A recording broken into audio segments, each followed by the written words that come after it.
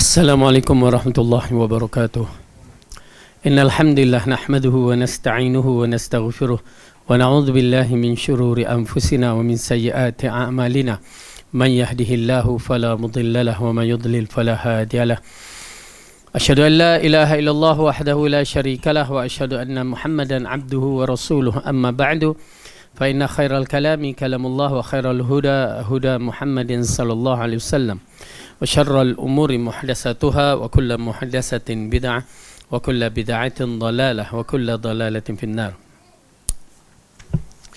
Alhamdulillah, kita rafa'kan syukur kita kepada Allah Subhanahu wa taala yang menghidupkan kita, yang telah memberikan kita kekuatan dan kesihatan dan kehidupan pada hari ini. Dan kita mengharapkan dalam majlis ilmu ini Allah berikan kita ilmu yang bermanfaat, seterusnya beristiqamah dalam siri menuntut ilmu dan beristiqamah dalam beramal, dan akhirnya menutupkan kita dalam keadaan mati dalam keadaan beriman. Amin ya rabbal alamin. Kita masih dalam membicarakan satu surah di antara surah-surah yang Allah turunkan, merupakan surah yang mesti amrun tauqifi, yakni mempunyai dalil-dalil. Dan surah yang bakal kita baca pada hari ini ialah surah Al-Buruj, yakni surah yang berkaitan dengan gugusan bintang. Allah jadikan bintang dengan sifat-sifatnya yang tertentu, ada keperluan yang perlu dijadikan sebagai hujah. Kerana Rasulullah memberi misal sahabat seperti bintang. Dan bintang itu disebutkan dalam Al-Quran dengan ianya merupakan satu petunjuk, menjadi alat petunjuk. Dan bintang juga menjadi alat untuk balingan kepada syaitan yang melakukan perkara jahat untuk mencuri-curi pendengaran. Al-Muhim, bintang-bintang ini kejadiannya kita tahu sewaktu Allah jadikan alam semesta, dia termasuk dalam kelompok kejadian langit-langit selama dua masa. Dan bagaimanakah kedudukan bintang ini hanya Allah yang mengetahui, tetapi bila Allah bersumpah dengan nama langit dan bintang, maka ianya merupakan satu perkara yang besar. Maka pada hari ini kita akan baca surah Al-Buruj. Surah Al-Buruj, buruj itu adalah gugusan bintang-bintang, ya, ataupun gugusan planet-planet, bintang-bintang. Dan Allah telah memberikan kepada kita satu kekuatan yang tidak diberikan kepada umat-umat yang terdahulu. Kita dapat menyaksikan gugusan bintang-bintang ini melalui internet, ya, melalui apa yang telah mereka rakamkan, sehingga kan kita melihat gugusan bintang ini dengan berbagai-bagai yang disebutkan, di antaranya Milky Way ataupun gugusan bintang-bintang galaksi Bima Sakti yang kita menghuninya dalam kelompok galaksi Bima Sakti. Okey, tuan-tuan dan puan-puan, Allah bersumpah atas gugusan bintang ini menceritakan betapa hebatnya Allah dalam mencipta kejadiannya. Oleh kerana itu, dialah Tuhan yang hanya kita layak mengabdikan diri kepadanya. Dialah Tuhan yang layak kita menyembahnya. Tidak ada siapa pun yang boleh menandinginya, ya, dalam bentuk penciptaan ini. Maka kita mulakan surah Al-Buruj adalah surah Al-Makkiyah, yang mana surah yang ke-85 dan ayatnya ada 22. Bermula dengan A'udzu billahi minasy syaithanir rajim. Bismillahirrahmanirrahim. والسماء ذات البروج واليوم الموعود وشاهد ومشهود قتل أصحاب الأخدود النار ذات الوقود إذ هم عليها قعود وهم على ما يفعلون بالمؤمنين شهود وما نقموا منهم إلا أن يؤمنوا بالله العزيز الحميد الذي له ملك السماوات والأرض wallahu ala kulli syai'in syahid. Innal ladzina fatanul mu'minina wal mu'minati thumma lam yatubu falahum adzabu jahannam walahum adzabul hariq. Demi langit yang mempunyai gugusan bintang-bintang dan hari yang telah dijanjikan dan yang menyaksikan dan yang disaksikan, binasalah dan terlaknatlah orang-orang yang membuat parit. Parit yang berapi dinyalakan dengan kayu bakar ketika mereka duduk di sekelilingnya, sedangkan mereka menyaksi apa yang mereka perbuat terhadap orang-orang yang beriman. Dan mereka tidak menyeksa orang-orang mukmin itu melainkan kerana orang-orang mukmin itu beriman kepada Allah yang Maha Perkasa lagi Maha Terpuji, yang mempunyai kerajaan di langit dan di bumi. Allah Maha menyaksikan segala sesuatu.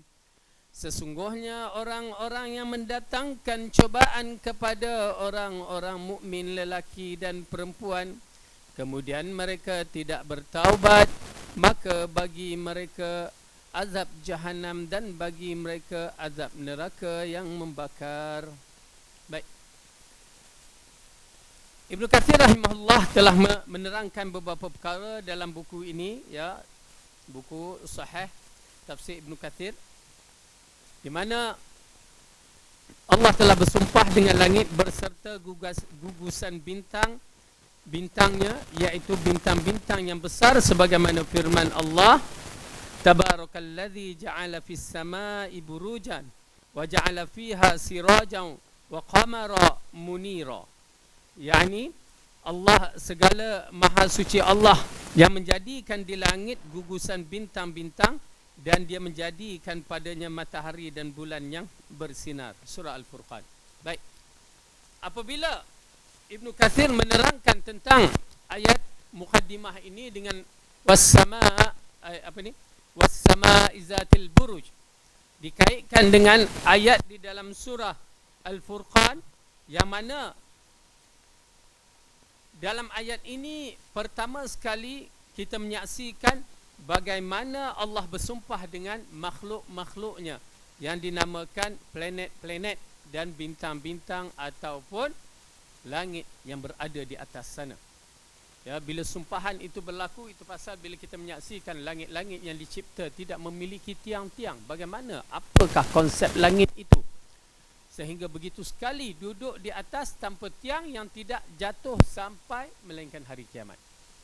Ciptaan Allah sebaik-baik ciptaan, dan Allah jadikan langit ini dalam bentuk yang kita tidak faham, memang tidak akan faham kerana kemampuan kita terlalu kurang. Langit yang mempunyai pintu-pintu yang mana Rasulullah SAW telah melaluinya, yang bukan sebarangan. Ya, langit yang mempunyai pintu-pintu dan langit yang mempunyai berbagai-bagai satu perkara yang cukup mengagumkan, menghairankan kita, sehingga saintis-saintis barat pun tidak mampu untuk berfikir, tetapi mereka mengkaji dan mengkaji dan mengkaji. Tidak menjadi masalah bagi kita jika mengkaji itu nak mencari kehebatan dan akhirnya rujuk kepada penciptanya, yakni Allah Subhanahu Wa Taala. Di antara research yang telah dibuat yang berkaitan dengan sistem bintang-bintang di langit ini ialah sistem bagaimana bintang ini walaupun telah berjuta tahun dikatakan, dia masih maintain di atas tempat yang sama. Matahari, bulan, dia pusing tempat yang sama. Bintang-bintang tu kalau di situ dia, kita tengok dari kecil sampai ke tua, situlah bentuk dia dan tempat dia, yang menjadikan petunjuk bagi manusia. Ya Allah katakan jadikan petunjuk kepada manusia. Petunjuk dari sudut perjalanan, arah, ya, bukan petunjuk untuk ciptakan lagu, bintang kejora, tak, ya. Tetapi petunjuk untuk dijadikan arah, memang bintang kejora di antara bintang yang besar yang menjadi petunjuk arah utara yang dikatakan. Ya, itu kelebihan bintang kejora. Bintang lain, buruj yang lain tu berpusing pada bintang tu. Ya, berpusing. Dia berada di tengah-tengah. Ya, buruj tu dia pusing macam itu kepada bintang tu, dan itu yang dikaitkan dengan bintang kejora. Dan begitu hebat, ya. Dan berbagai-bagai bintang lagi yang hanya Allah mengetahui hakikatnya. Ya, kita tak mampu untuk bicara, tetapi bagi saya bila kita membaca ayat ni seperti dalam surah Al-Furqan, Maha suci Allah yang menjadikan di langit gugusan bintang-bintang, dan dia menjadikan padanya matahari dan bulan yang bersinar. Pada satu ketika saintis mengatakan di langit itu hanya ada berapa planet? 11 planet. Ya. Tetapi akhirnya Allah telah mengadakan dengan petunjuknya, mereka dapat menyaksikan dengan berbagai-bagai planet pada hari ini. Dan ada yang lebih besar daripada matahari yang pada awalnya dikatakan planet. Di antara makhluk Allah yang terbesar di atas langit adalah matahari. Tetapi apabila dikajikan balik, ada planet-planet yang lebih besar dan lebih hebat kedudukannya, yang lebih daripada matahari. Oleh kerana itu tuan-tuan dan perempuan, itu dia ilmu Allah. Yang kita duk sombong ilmu kita ada ala kadar ni, ya, yang waktu Musa mencerita Khidir mengatakan, ya Musa, lihat burung itu, dia patutnya ke dalam sungai itu dia angkat, ataupun dia patutnya muncung di ke dalam laut dia angkat, maka menitiklah air dari muncungnya. Lalu dia mengatakan, wahai Musa, itulah bandingan ilmu kita dengan ilmu Allah. Yang mana ilmu Allah, ya, seluas langit, seluas lautan itu, dan kita hanya dapat secubit sahaja. Tetapi kita sombong dengan Allah. Na'udzubillah min zalik.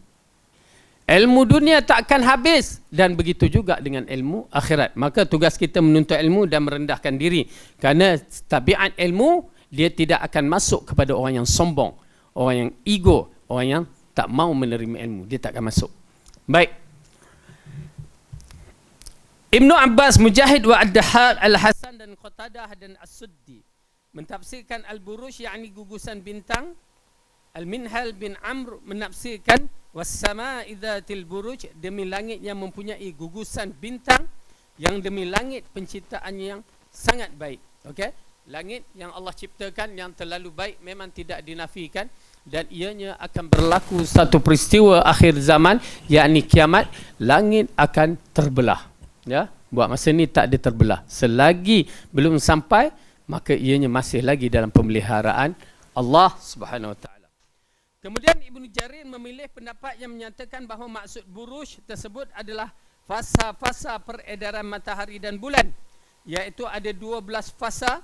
Matahari beredar pada fasa tersebut selama 2 hari, dan ini satu perbahasan, wallahu alam ala kulli hal. Ianya merupakan satu perbahasan di antara ulama-ulama berkaitan dengan astronomi, berkaitan dengan bab-bab langit, ya, alam semesta ini. Jadi kita tak belajar, tak apa nak tahu juga dalam bab-bab yang begini.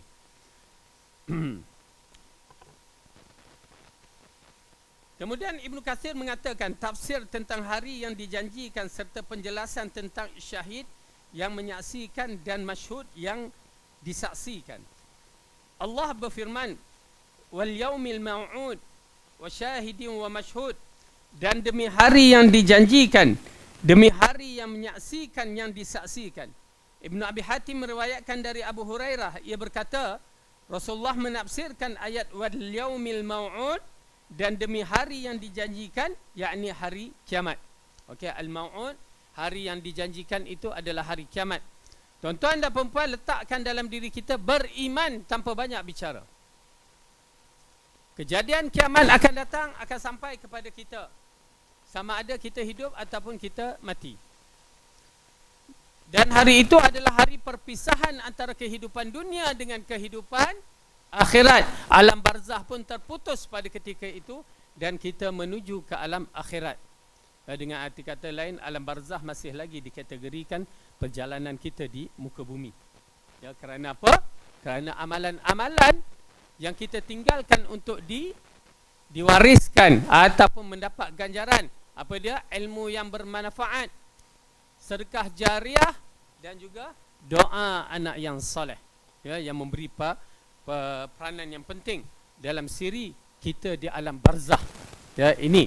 Tetapi di alam akhirat dah tak boleh dah. Kerana apa? Anak soleh dah tak ada, dunia dah tak ada. Jadi kita hanya mengambil amalan-amalan yang telah kita lakukan ataupun amalan-amalan yang kita tinggalkan. Tuan-tuan dan puan-puan, jangan sampai kita tinggalkan amalan yang tidak baik. Itu yang paling penting. Apa-apa juga saya nasihat istighfar lah. Tiap-tiap hari kena ada istighfar. Agar kita harapkan Allah hapuskan kesilapan-kesilapan kita yang tidak sengaja. Ya, kesilapan-kesilapan kita yang telah lalu tidak sengaja ataupun akan datang tidak sengaja, kita minta ampun kepada Allah. Ya, baik. Dan demi hari yang dijanjikan, yakni kiamat, wa syahid, demi yang menyaksikan, iaitu hari Jumaat, yang mana matahari tidak terbit dan tidak terbenam pada suatu hari yang lebih utama daripada hari Jumaat. Pada hari itu ada saat-saat doa yang dikabulkan mustajab, di mana tidaklah seorang hamba muslimin mendapatkan sedangkan ia mohon kebaikan kepada Allah kecuali Allah mengkabulkannya, dan tidak pula memohon perlindungan dari suatu kejahatan kecuali Allah pasti memberikan perlindungan kepadanya. Okay? Jadi penafsiran al-masyhud kita dah tahu, sepakat para ulama mentafsirkan bahawa itu adalah hari kiamat. Amma yang berkaitan dengan syahid, ya, yang dikaitkan dengan hari Jumaat. Okey.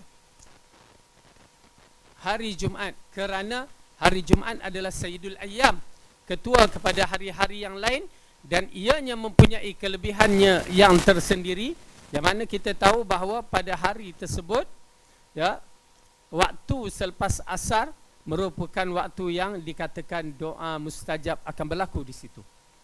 Selain daripada solat Jumaat, surah Al-Kahfi dibaca dan apa-apa yang berkaitan dengan Jumaat, solat Jumaat, maka ianya menunjukkan kedudukan hari itu adalah hari yang istimewa.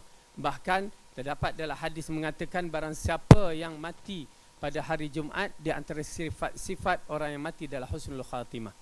Dan ini dia kelebihan hari Jumaat. Syarat dia orang yang beriman. Okey. Jadi ulama telah menjelaskan dalam penafsiran ini asy-syahid termasuk dalam bab ialah berkaitan dengan hari Jumaat. Okey. Dan di antara keistimewaan hari Jumaat juga, yang mana kita perlu tahu bahawa kiamat akan berlaku pada hari Jumaat. Itu pasal setengah para ulama begitu takut bila berlakunya hari Jumaat. Ya, dia takut sangat kerana takut kiamat, sedangkan mereka tidak bersedia.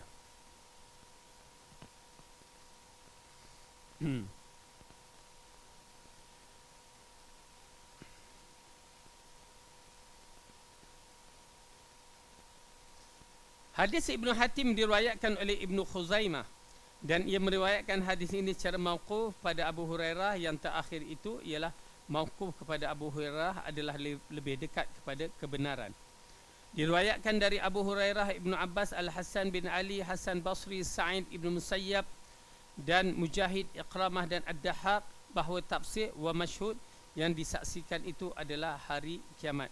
Ala kulli hal, ya, kita menyaksikan penafsiran itu tak lari daripada dua penafsiran, al-masyhud hari kiamat, asy-syahid hari Jumaat, dan ada pendapat mengatakan hari Arafah. Ala kulli hal. Baik. Sekarang kita lihat seterusnya ayat yang dikaitkan pada surah Al-Buruj ini selepas kita membacanya, wasyahidin wa masyhud, qutila ashabul ukhdud. Ya, qutila ashabul ukhdud, yang maksudnya binasalah orang yang membuat parit. Ya, apakah yang disebutkan dalam kisah ini? Yang ianya berlaku, dikatakan ianya berlaku pada zaman Najran. Kerajaan Najran itu adalah kerajaan Diqyanus, seorang raja yang zalim. Ya, raja yang zalim, ianya berlaku selepas wafatnya, selepas diangkatnya Isa alaihissalam. Raja ini memaksa, dia sebagaimana cerita Ashabul Kahfi, begitu juga adalah Ashabul Ukhdud. raja memaksa kaumnya untuk menyembahnya, mengakukan dirinya Tuhan. Ini adalah perkara yang berlaku pada zaman-zaman silam, ya, zaman-zaman dahulu. Bila seorang raja itu merasakan dirinya hebat, dia akan mengaku dirinya Tuhan. Itulah penyakitnya. Ya. Dia rasa dirinya agak hebat, terus dia mengaku dirinya Tuhan. Na'udzubillah min zalik. Fir'aun telah mengaku dirinya Tuhan dalam dua bentuk. Apa dia? Bentuk tauhid rububiyah, dia ambilnya, dan tauhid uluhiyah. Ya, yang kita saksikan dalam Al-Quran, Fir'aun mengatakan, Ana rabbukumul a'la. Aku adalah Rabb. Kalimah rububiyah tu. Tuhan yang maha hebat, mentadbir, berkuasa segala-galanya. Kalimah Rabb. Ya. Dan dia mengatakan bahawa aku tidak mengetahui Tuhan yang berhak disembah, ilah, melainkan aku. Tu dia, Fir'aun. Ya. Dia ambil dua sekali. Oleh kerana tu, tuan-tuan dan perempuan, pembahagian tauhid yang kita belajar ahli sunnah, ya, salafus salih menerangkan kepada kita yang dimulakan oleh Syekhul Islam Ibn Taymiyah, yang tiga tauhid itu bukan maksudnya tauhid itu seperti yang disebutkan setengah orang, konsep Trinity. Isa anak Tuhan, Allah itu bapaknya, dan Maryam itu adalah ibunya. Tak, bukan konsep yang begitu. Tetapi tauhid yang diterangkan oleh Syekhul Islam Ibn Taymiyah ialah untuk menerangkan kepada kita agar kita dapat membezakan. Disebutkan kalimah apa dia? Tuhan tu dia ada dua konsep, ya. Rububiyah satu, uluhiyah satu. Ya. Jadi konsep rububiyah ini adalah satu konsep yang meletakkan Tuhan yang dia layak diiktiraf sebagai Tuhan. Kerana dia pencipta, dia yang menghidupkan, dia mematikan, dia mentadbir alam. Yang mana orang tidak mampu untuk masukkan dalam urusan ini. Yang mengatakan mereka pun ada buat, ada memiliki. Tak. Hanya Allah sahaja. Oleh kerana tu syirik rububiyah ini jarang berlaku, tetapi kalau berlaku, na'udzubillah min zalik. Macam Fir'aun. Dia mengatakan, Ana rabbukumul a'la. Gila. Kita katakan gila Fir'aun. Seorang yang tak ada apa-apa, anak sendiri pun tak mampu nak buat, sehingga mengambil anak angkat Musa AS, boleh mengaku dirinya sebagai Tuhan. Itu dia. Kadang-kadang kita melihat bagaimana hikmah yang terkandung. Allah jadikan Fir'aun tidak ada anak. Asyah tak boleh beranak. Ya, nak mengatakan, wahai Fir'aun, kamu mengaku diri kamu Tuhan, buat anak kamu sendiri. Tak boleh. Ya, tu dia. Begitu sekali tauhid rububiyah. Ya. Oleh kerana tu bila Ayah Pin mengatakan dirinya mempunyai kerajaan di langit, itu adalah berkaitan dengan tauhid rububiyah. Kalau dia kata aku ada kerajaan di bumi, kita boleh katalah raja-raja yang mana di bumi ini mengaku dirinya ada kerajaan, kan? Tak menjadi masalah lah. Tetapi bila dia menjangkaukan dirinya sampai ke langit, hanya milik Allah sahaja yang memiliki kerajaan di langit. Itu dia. Ayah Pin bukan kekufuran dia itu, bukan kekufuran biasa tu. Ya. Mati kencing manis ke apa? Ya. Alhamdulillah. Itu belum lagi Tuhan Harun, ya, boleh beli buku ya Syekh Ahmad Akram, ya, dalam bab 70 berapa firqah yang sesat di bumi kita ni, ya. Berapa? Tak hafal, 60. 73 firqah itu lain. Okey, 60 golongan. Ya. Baca, telitikan. Kerana golongan-golongan ini dia sampai tahap mengaku dirinya Tuhan tu. Na'udzubillah. Dia naik peringkat 1, peringkat 2 sampai mengaku dirinya terima wahyu habis. Itu dah memang mengaku dirinya Nabi. Walaupun dia tidak istiharkan dirinya Nabi. Kena faham ya kaedah tu. Ya, buku tu masya-Allah bagus. Okey, baik. Jadi, tuan-tuan dan perempuan, dalam peristiwa Ashabul Ukhdud dan juga Ashabul Kahfi, ya, yang mana rajanya mengaku dirinya Tuhan. Dalam siri kes yang kita baca ni, dalam surah Al-Buruj berkaitan dengan kejadian selepas zaman Nabi Isa AS. Nabi Isa diangkat, maka orang-orang para pendakwahnya menyampaikan risalah, dan akhirnya orang-orang tersebut dibunuh dan ditangkap, diseksa.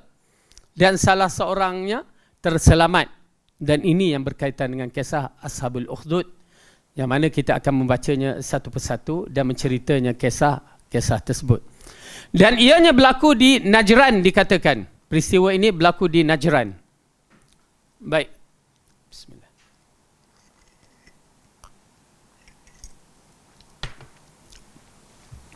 Najran berada di selatan Arab Saudi, ya, di negeri Yaman. Dan kita tahu bahawa beberapa kelompok Kristian Najran datang untuk berdebat dengan Rasulullah sallallahu alaihi wasallam. Ya. Berdebat dengan Rasulullah berkaitan dengan masalah Isa alaihi salam, yang turunnya ayat mubahalah. Ya, ayat mubahalah. Ayat mubahalah adalah sejenis sumpah yang mana sumpah ini adalah sumpah maut dikatakan. Ya, mubahalah, bukan sebarangan. Jangan kita nak sumpah-sumpah, ya. Jangan nak main-main dengan sumpah, kena pula nak ngecong bini bersumpah pula. Jangan. Okey. Kenapa sumpah sampai satu tahap, jenis sumpah yang begini dia boleh membawa kematian atau kehancuran. Allah bagilah. Oleh kerana itu peristiwa yang pernah berlaku dalam kisah ini, apabila Rasulullah berdebat dengan ulama-ulama Nasrani di Najran, akhirnya mereka mempertahankan hak mereka ataupun pahaman mereka, ya, dan mereka tak mau berundur, mengatakan Isa itu adalah anak Allah dan Isa itu termasuk dalam sistem ketuhanan, ya. Lalu Allah turunkan ayat yang mengajakkan mereka mubahalah, yang disebutkan di dalam surah Ali Imran. Cuba tengok bagi mereka yang ada Al-Quran.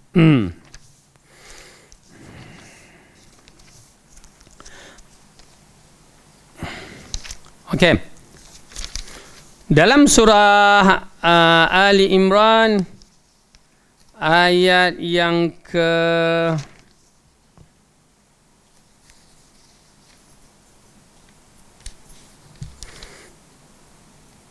61. Ya, ayat 61.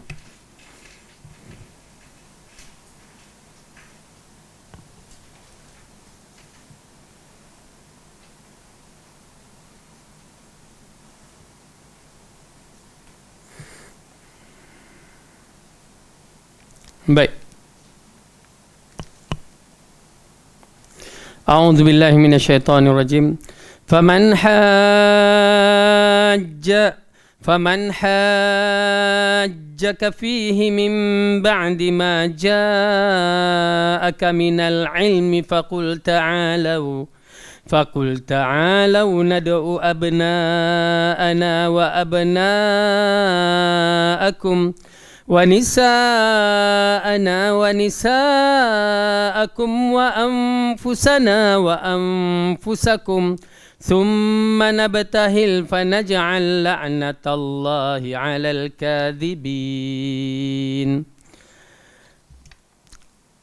Siapa yang membatahmu tentang kisah Isa sesudah datangnya ilmu yang meyakinkan kamu, maka katakan kepadanya, marilah kita memanggil anak-anak kami dan anak-anak kamu, isteri-isteri kami dan isteri-isteri kamu, diri kami dan diri kamu.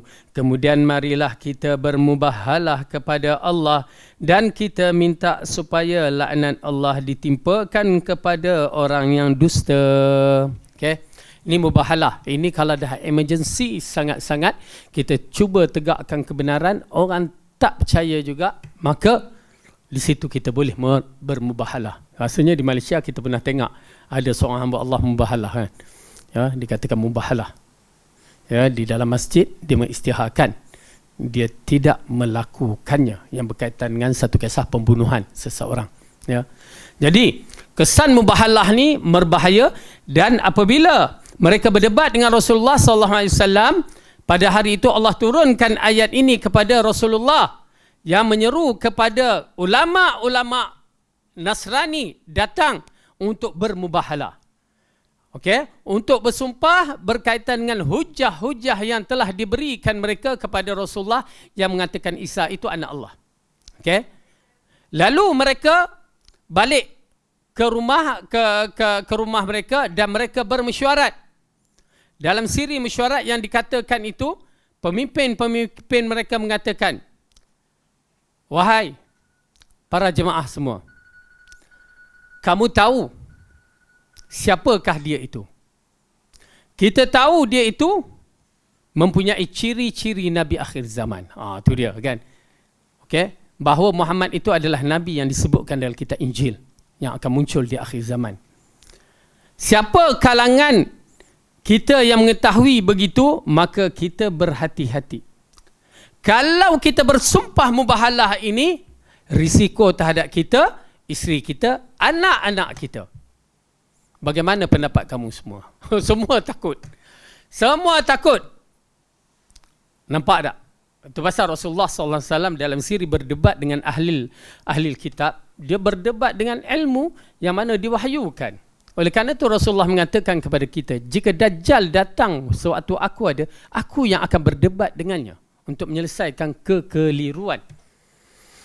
Tetapi bila Dajjal itu muncul selepas aku wafat, maka kamulah yang bertanggungjawab pada diri kamu sendiri. Dengan apa?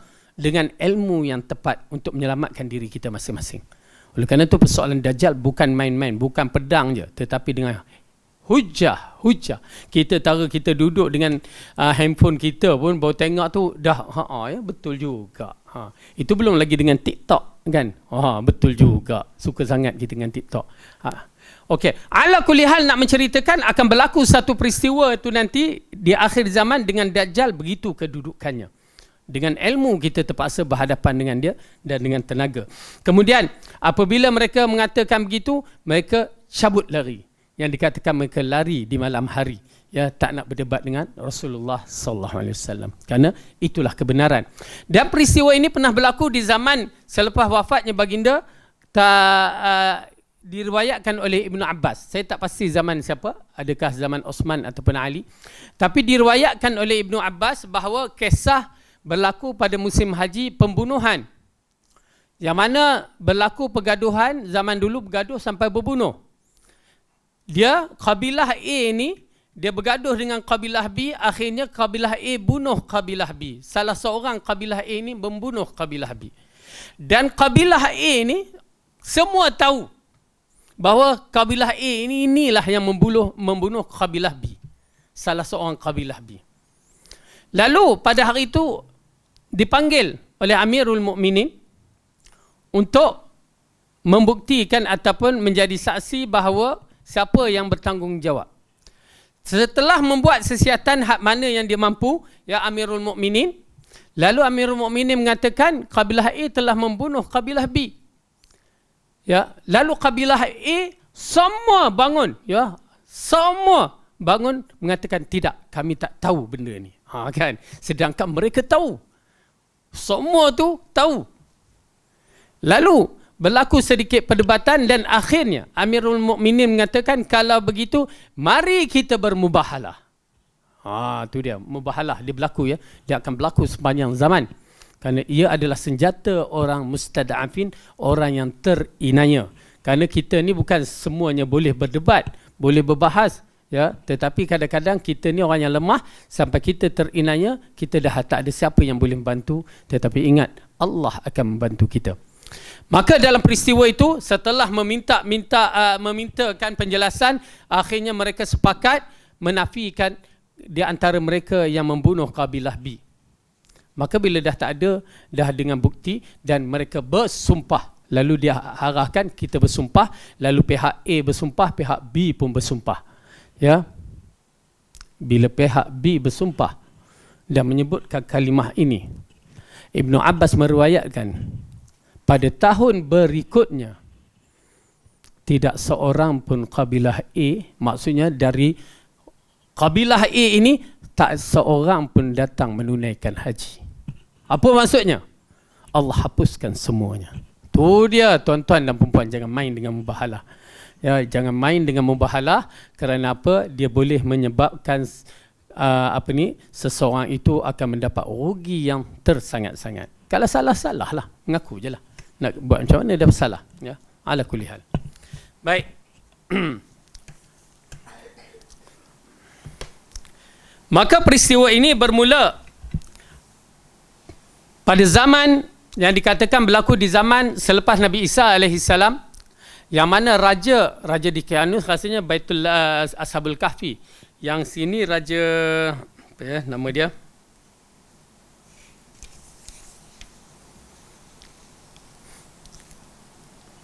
Baik, kita ambilkan terus daripada ceritanya.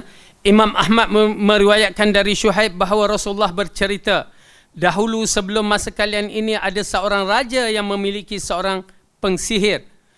Ya, lalu pengsihir ini mengatakan kepada raja, sesungguhnya usiaku sudah tua dan ajalku sudah dekat, maka serahkanlah kepadaku seorang anak muda untuk aku ajarkan sihir kepadanya. Okey.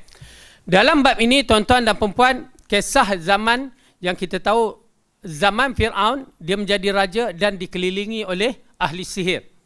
Okey, zaman Fir'aun ataupun zaman sebelum-sebelum tu, raja-raja yang mana berkuasa, dia memiliki ahli-ahli sihir sebagai orang kanan dia.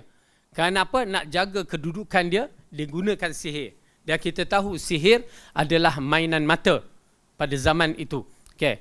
Dan sihir ada dua kategori. Secara kasar, sihir ada dua kategori. Okay. Sihir yang berlaku pada zaman Nabi Musa dengan Fir'aun itu adalah sihir untuk kegunaan mempertahankan raja. Mempertahankan raja-raja. Dan sihir itu semuanya, apa juga sihir adalah kufur, syirik. Pada zaman Saidina Umar, siapa yang beramal dengan sihir dihukum pancung. Ya, kerana disebabkan siapa beramal berarti dia telah murtad, maka murtad hukum pancung. Itu dia Saidina Umar. Ya, baik. Kedudukan sihir pada zaman Fir'aun, sihir menjadi orang kanan kepada raja-raja ataupun untuk menjaga kedudukan raja-raja tersebut. Pasal kalau kita baca kisah Fir'aun, bagaimana Fir'aun menjanjikan kepada ahli-ahli sihir yang mana mereka akan duduk di singgahsana ataupun kedudukan yang tinggi bersama raja nanti. Okey. Tetapi yang kedua, sihir yang berlaku yang kedua pada zaman Nabi Sulaiman. Dan sihir yang kedua ini adalah sihir yang kronik. Yang memang sihir yang berbahaya, yang mana kita perlu ambil tahu. Kerana kemahiran sihir ini kebanyakan orang-orang Yahudi. Ini berdalilkan dalam surah Al-Baqarah ayat 102, bermula pada tragedi itu yang Allah utuskan malaikat yang nama dia Harut dan Marut sebagai ujian. Ya. Wa ma yu'alliman. Ya, tidaklah mereka itu mengajarkan kepada mereka orang yang nak belajar itu illa ayyakula innama nahnu fitnatun fala takfur. Sesungguhnya kami ini adalah ujian bagi kamu semua, maka jangan kufur. Okey. Asalnya bak kata macam kita lah, ya, asalnya benda tu tidak menjadi masalah. Tetapi mereka buat sesuatu yang boleh menjadikan masalah. Handphone tak ada masalah, tapi bila dah inputkan masuk berbagai perkara, dia jadi masalah. Iaitu je kaedah. Pisau tak ada masalah, tapi bantai bukan dia pergi potong ikan, dia pergi potong kepala orang, jadi masalah. Dia begitu kedudukannya. Dan sihir ini adalah hak. Okey, itu sihir yang berlaku kepada manusia. Ditambah satu lagi yang disebutkan sihir ain. Sihir ain, tahu sihir ain? Sihir ain ialah berkaitan dengan sihir mata. Biasanya sihir ain ini bukan belajar. Dia memang ada kelebihan dia tersendiri. Ya, ain, mata. Tengok aja tu terjadi. Itu pasal baby ya. Bagi ibu-ibu, bapa-bapa yang ada baby kecil-kecil lagi ni. Ya, satu nasihat. Ya, satu nasihat, mereka ni kadang-kadang kekuatan badan mereka tu tak kuat. Lalu kita tengok menangis memanjang-manjang kan. Satu ketika dia menangis, start daripada maghrib kadang-kadang sampai pukul 12 menangis-nangis. Kita ingat ini kes Ahmad Al-Bab ke? Ketuk pintu kan. Kok Ahmad Al-Bab ke? Tak juga, menangis. Okey. Kebiasaannya kalau dia tak sakit terjadi begitu, maka itu adalah sihir ain. Adalah orang yang tengok ya dengan mata, kekuatan mata dia pun tak tahu. Jangan kita marahkan dia, kita pancung dia pula. Kamu dengan kamu mata kamu kan. Tak. Dia terbukti. Tuan-tuan dan puan-puan, dalam kaedah ini termasuk dalam kaedah peperangan sebenarnya. Dalam peperangan, apabila seseorang dia cuba nak tangkap musuh dia dari belakang, ya, dia tidak boleh tengok fokus macam tu. Tak boleh. Ya, dia tak boleh fokus mata.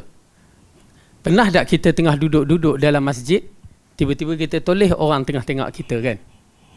Pernah tak? Tengah duduk-duduk, lepas tu toleh, dia tengok aku, apa hal dia tengok aku kan? Itu kekuatan mata dia yang menyebabkan kita terpaling untuk tengok dia. Kekuatan mata dia. Itu dia. Dia bukan nak pun, tapi kekuatan berlaku. Tetapi ada juga orang yang menggunakan kekuatan mata dia, terutamanya orang-orang Badawi. Orang-orang asli mempunyai kekuatannya tersendiri yang dikatakan. Okey? Macam saya dah tak kuat dah, rabun dah pakai spek mata. Okey. Baik. Kekuatan sihir ini kalau berlaku, ya, ini saya ijazahkan, ijazahkan menjadi bomo belaka pada malam ni, yang bakal ada cucu, ada anak kecil apa semua. Kalau berlaku perkara itu, maka ambil air, bacakanlah Al-Quran. Paling kurang Fatihah, 3 kul, ayat kursi, akhir surah Baqarah, ayat 102 surah Baqarah. Baca tu je, tak banyak. Lepas tu mandikan. InsyaAllah, insyaAllah. Ya, insyaAllah sihat. Pasal perkara ni dah berlaku 2-3 kali bagi saya lah. Ya, jemaah kita dulu di Masjid Mustaqim, dia call, Ustaz, anak saya start daripada maghrib sampai pukul 12, menangis. Anak tu waktu tu umur 3 tahun. Menangis, Ustaz, tak tahu nak buat macam mana ni. Sakit kot? Tak ada sakit, tiba-tiba je. Okey, macam ni Syekh. Kan, kawan-kawan kita, orang ceras. Saya kata baca ayat 3 kul, baca Fatihah 3 kul, ayat kursi, apa juga ayat-ayat surah jin apa, baca, dan baldi yang ada air, lepas tu mandikan. Dia buat. Pukul 12.30 tu dia buat.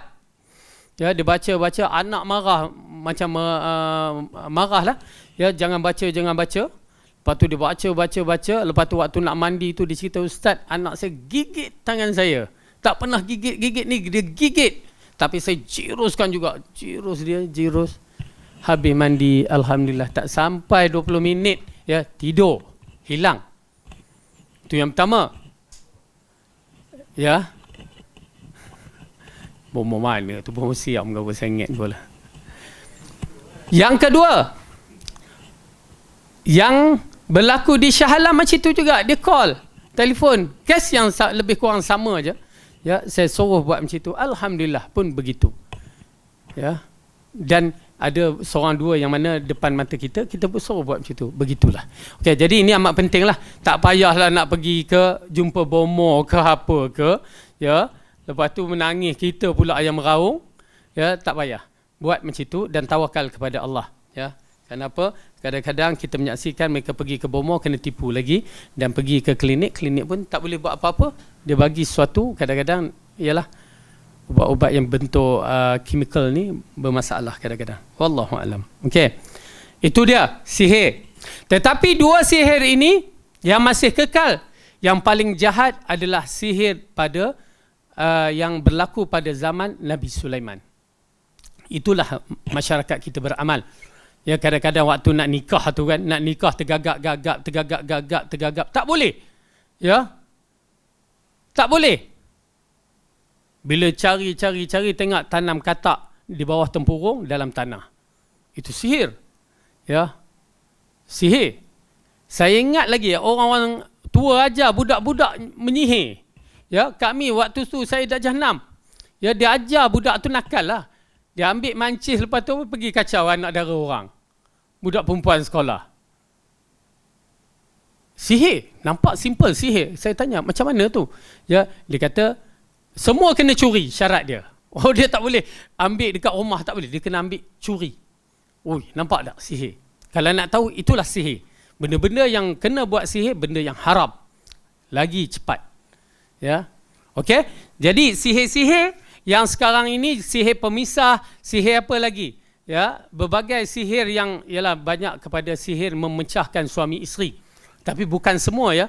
Kadang-kadang kita ni tersilap, kita ingat sihir, sebenarnya tak sihir. Ya, ada salah satu lelaki atau perempuan yang buat perangai. Mula kita dituduhnya sihir pemisah. Tak. Ya, kadang-kadang begitu. Oleh kerana itu dalam bab sihir, cuma saya berhati-hati, kita katakan berhati-hati, Kerana sihir kepada manusia, yang mana Rasulullah kata, setiap orang yang mempunyai nikmat, ada orang yang mencemburuinya, ya, pendengkinya. Orang yang ada kekayaan ke, nikmat dia apa semua, mesti ada orang yang jealous, tak suka. Maka takut orang yang tak suka ini yang melakukan sihir. Maka berhati-hati, terutamanya pakaian-pakaian kita. Itu di antara alat yang paling cepat untuk dilakukan sihir. Kuku-kuku kita, rambut-rambut kita jangan bersepah. Itu di antara perkara yang paling cepat untuk dilakukan sihir, kerana benda asli daripada tubuh badan seorang tu. Lepas tu barulah diikuti gambar-gambar yang kita tangkap kat Facebook lah, apalah kita tunjuk lah, ya. Berbahaya kadang-kadang. Ya, kalau orang yang mempunyai kemahiran memang jadi. Ya, dengan gambar yang dibagi, dengan alat yang ada, dia bagi memang jadi.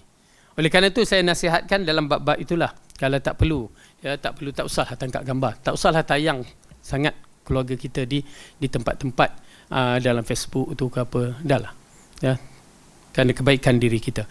Kalau tuan-tuan dan perempuan kena satu sihir, terutamanya kami pernah berhadapan dengan orang yang kena sihir makan, saya rasa sampai sekarang dia tak baik lagi, ya, sihir makan. Hak mana kita mampu kita buatlah, tapi tak boleh juga, ya. Memang susah.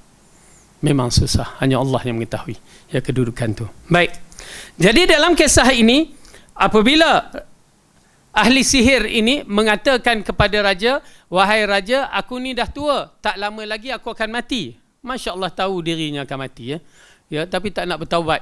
Lalu carilahkan aku pengganti, seorang budak pengganti untuk mewarisi ilmu sihirku.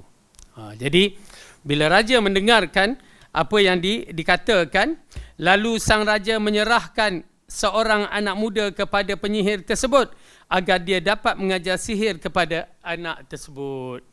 Jadi waktu itu dikatakan raja mengisytiharkan sesiapa yang ada anak lelaki, ya, anak-anak lelaki yang mana mampu untuk belajar, maka sila bawa datang ke negeri ini. Maka semua orang datang, dan tabiat kita tahu bahawa bila raja yang isytiharkan, dia nak pelajar yang cemerlang lah. Dia bukan pelajar lok-lak tu, ya, pelajar yang tak berapa pandai dia tak ambil. Macam kita lah, bila masuk MRSM misalnya, mesti pelajar yang cerdik apa semua kan. Begitulah kedudukan mereka. Jadi dia ambil. Bila ambil itu, terdapat seorang kanak-kanak yang cerdik, ya, bijak, maka dibawa belajar dengan raja, dengan ahli sihir. Ternyata ada seorang pendeta yang tinggal. Okey. Lalu sang raja menyerahkan seorang anak muda kepada penyihir tersebut agar ia dapat mengajar sihir kepada anak tersebut. Okey. Jadi Ibnu Katsir dalam riwayat Ahmad ini, dia menjadi ringkasan cerita. Dalam kisah tu, nah, okey, whiteboard ni boleh ke?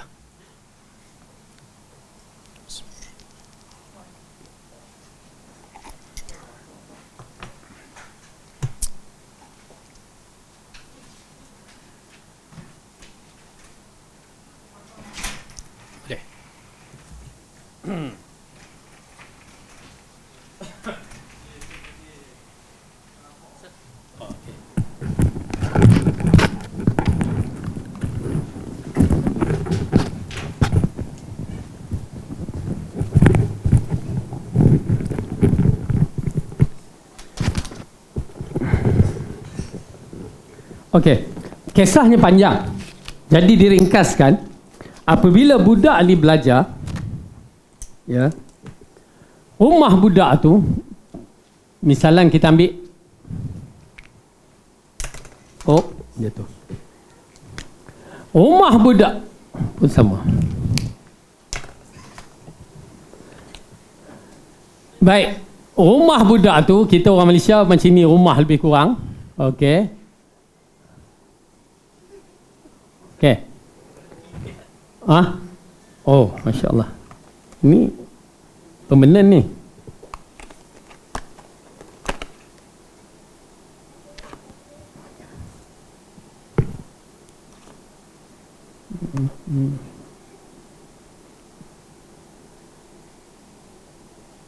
Permanen tak? Permanen?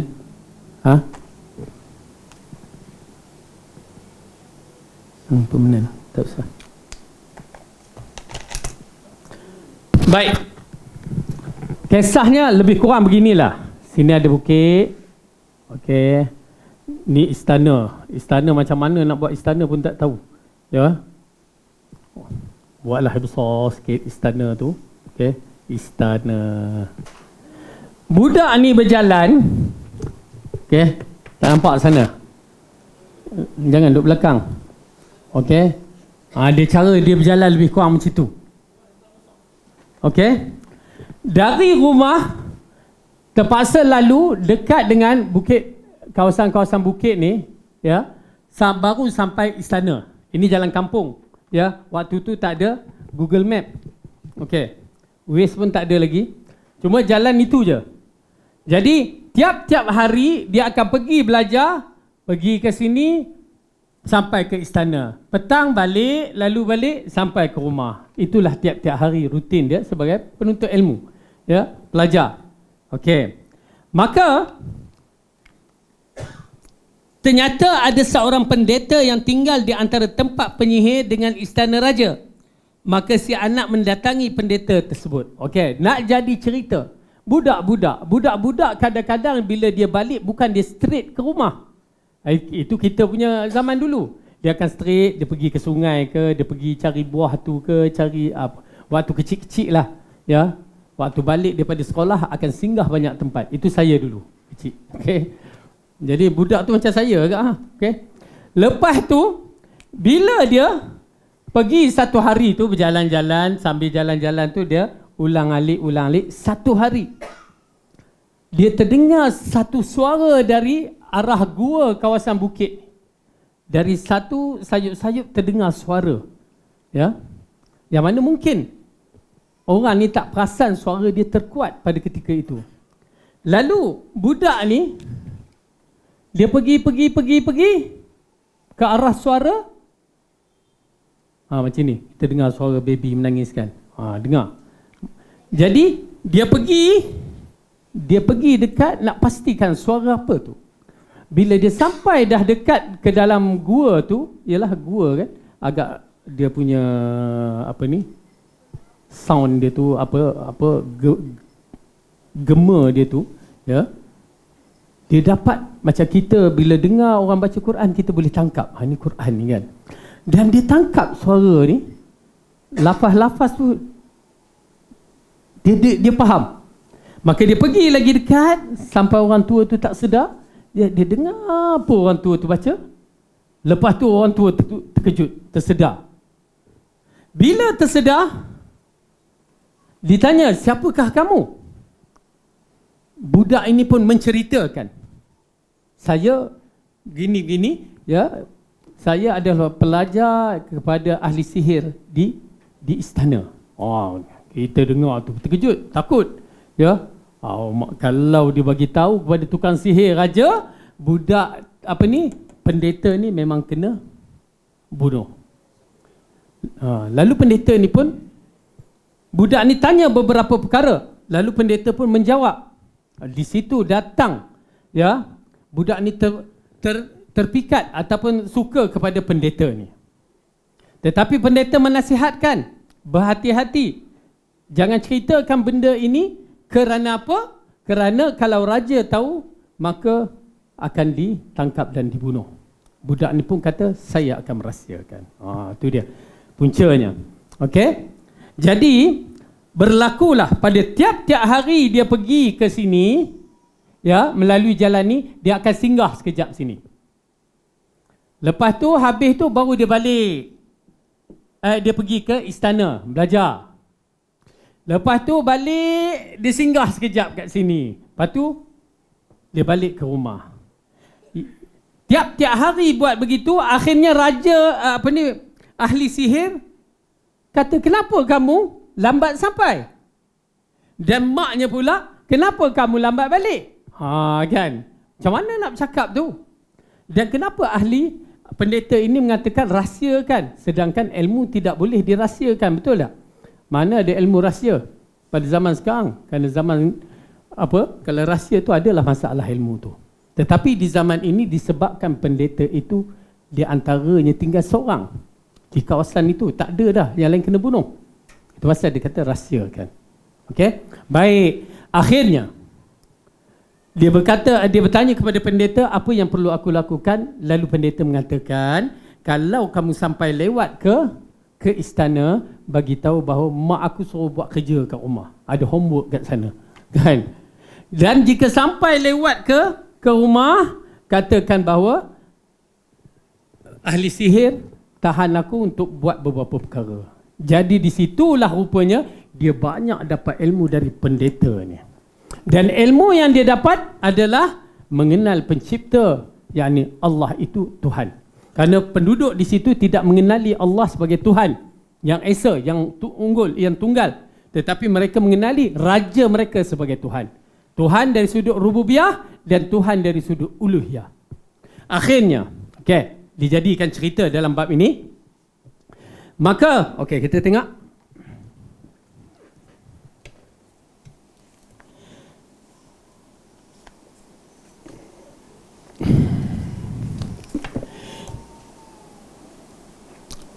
Ternyata seorang pendeta yang tinggal di antara tempat penyihir dengan istana raja, maka si anak mendatangi pendeta tersebut. Ia mendengarkan ucapan pendeta tersebut hingga mengagumkan dia dengan ucapan dan kepribadian pendeta tersebut. Ketika dia mendatangi penyihir, ahli sihir, maka ahli sihir tersebut memukulnya seraya bertanya, apa yang membuat kamu lambat? Demikian pula ketika anak itu mendatangi keluarganya, maka mereka memukulnya seraya berkata, apa yang menyebabkan kamu lambat balik? Anak tersebut mengadu hal ini kepada pendeta. Lalu pendeta berpesan, apabila penyihir hendak memukulmu, maka katakanlah keluargaku telah membuatku terlambat. Dan apabila keluargamu hendak memukulmu, maka katakanlah penyihir telah membuat aku lambat. Okey. Jadi ini di antara apa ya nak disebutkan sebagai hilah yang perlu kerana keadaan darurah yang amat sangat, kerana mereka tidak mengenali Allah. Suatu hari dalam kisah ini, dia bertemu dengan seekor binatang yang besar dan mengerikan. Binatang ini telah membuat orang tertahan, tidak bisa melangsungkan perjalanan.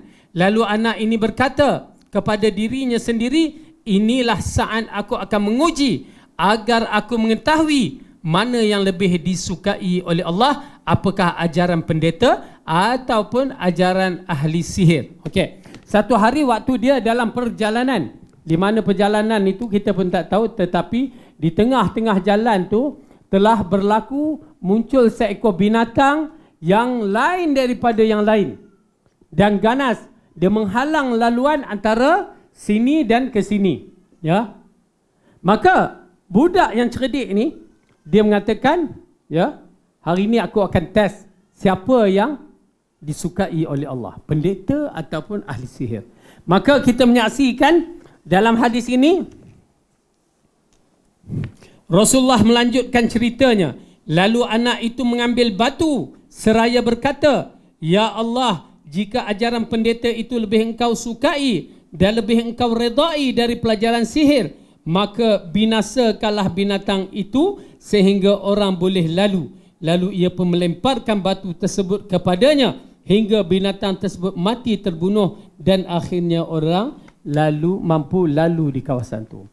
Yang menjadikan perkara itu menarik, kenapa orang dah cuba nak bunuh binatang ni tak boleh, dengan berbagai-bagai tak boleh. Tetapi budak ni dia ambil hanya batu yang kecil saja. Batu yang kecil, hukum logik baling tak ada apa-apa, luka sikit ataupun benjol je.